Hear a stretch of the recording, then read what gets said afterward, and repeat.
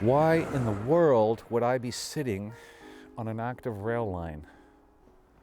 Well, let me explain. This is Flightography, where we explore all manner of inspiration.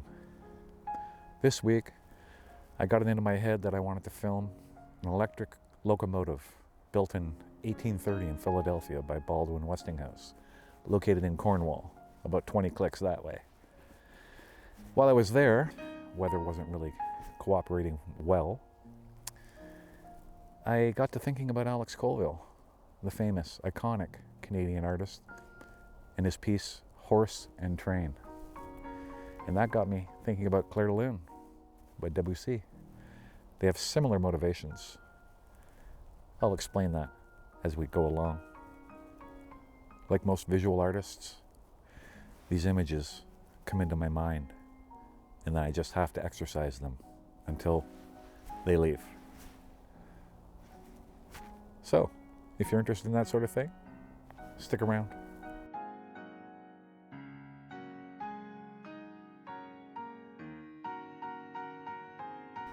Colville's Horse and Train was inspired by a South African poet named Roy Campbell. They met at Mount Allison University in New Brunswick sometime in the 50s. Colville was much impressed, especially by this poem.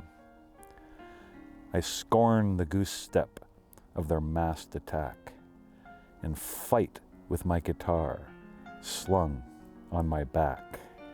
Against a regiment, I oppose a brain and a dark horse against an armored track.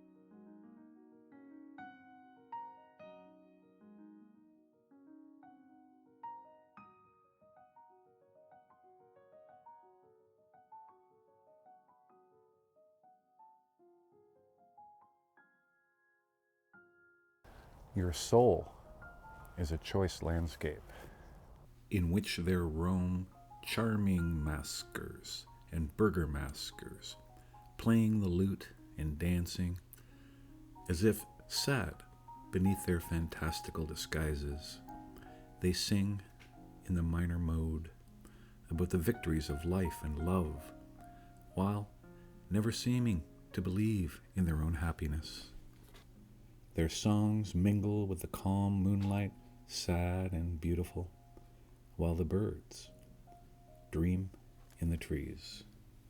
That's a poem that inspired Debussy to write Clair de Lune. The poem itself was inspired by the paintings of Jean-Antoine Watteau. The poem was written by Paul Verlaine, and it is called Fête Galante. So, two poets, a musician and a composer, and a painter. What do all of these people have in common with Engine 17, an 80-ton behemoth abandoned in the center of town, a town that had electric streetcars before the rest of the country had them? All thanks to Edison and his invention or reinvention of the electric light bulb. He electrified the first commercial building in Canada, the Canadian cotton mill. It's still there. And so with all of this bouncing around inside my noggin, I headed off on the Shoe Leather Express towards that building. Along the way, I encountered quite a few things, interesting things, like the poets and the musician and the painter. They involved the same thing, choice. That's what all of this is about. Everything we perceive becomes a symbol or a concealment for something else. Reason need not be the slave of passion.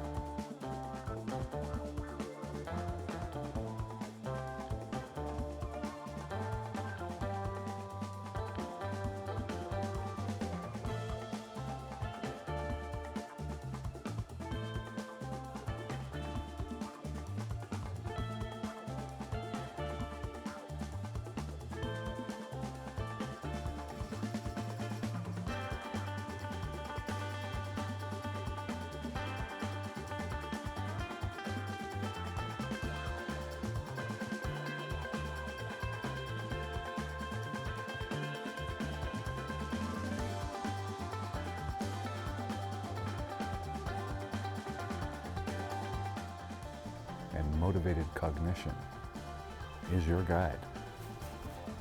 Be sure to pay it well.